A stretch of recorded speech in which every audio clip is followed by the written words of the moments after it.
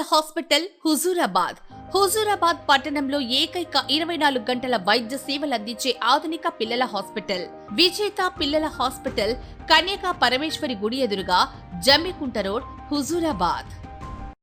తెలంగాణ రాష్ట్ర ప్రభుత్వం ప్రతిష్టాత్మకంగా అమలు చేస్తున్న భూభారతి రెవెన్యూ సదస్సును జమ్మికుంట మండలంలోని కోరపల్లి గ్రామంలో తహసీల్దార్ వెంకటరెడ్డి ఆధ్వర్యంలో నిర్వహించారు. జమ్మికుంట మండలంలోని కోరపల్లి గ్రామంలో తహసీల్దార్ వెంకటరెడ్డి ఆధ్వర్యంలో నిర్వహించిన భూభారతిలో భాగంగా గ్రామానికి చెందిన పలువురు రైతులు తమ వ్యవసాయ భూములకు సంబంధించిన సర్ది బార్లతో పాటుగా సాదా బైనామాకు సంబంధించిన వివరాలు పొందుపరిచేందుకు దరఖాస్తులను అందజేశారు. ఈ సందర్భంగా తహసీల్దార్ వెంకటరెడ్డి మాట్లాడుతూ గ్రామానికి చెందిన రైతులకు భూమి సర్దుబాటు విషయంలో భూభారతి చట్టంలో అనేక అంశాలను పొందుపరచడం జరిగిందని, ధరణిలోని ఉన్న లోపాలను సరిచేస్తూ ఈ కొత్త చట్టాన్ని అమల్లోకి తీసుకురావడం జరిగిందని పేర్కొన్నారు. రైతులకు సంబంధించినటువంటి పూర్తి వివరాలు భూభారతిలో పొందుపరచడం జరుగుతుందని వెల్లడించారు. రైతులకు సమస్యలు ఉన్నట్లయితే నేరుగా తహసీల్దార్ కార్యాలయంకు వచ్చి తమ సమస్యలను పరిష్కరించుకోవాలని కోరారు.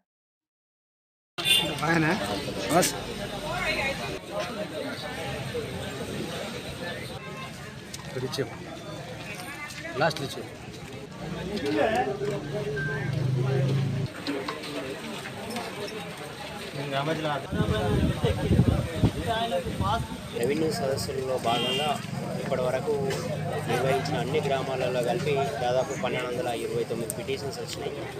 ఈరోజు రేపు ఈ కోరపల్లి రెవెన్యూ గ్రామ పరిధిలో రెవెన్యూ ఇష్యూస్కు సంబంధించి దరఖాస్తు తీసుకోవడం జరుగుతుంది. ఈరోజు కోరంపల్లిలో ఇప్పటి వరకు మార్నింగ్ 10 గంటల నుంచి ఇప్పటి వరకు దాదాపుగా 130 దరఖాస్తులు రావడం జరిగింది. అదేవిధంగా కోరపల్లి అయిపోయిన తర్వాత ఇంకా పడిపల్లి, జమ్మికుంట అయితే రెవెన్యూ సదస్సులు అన్ని రెవెన్యూ గ్రామాలలో కంప్లీట్ అవుతుంది.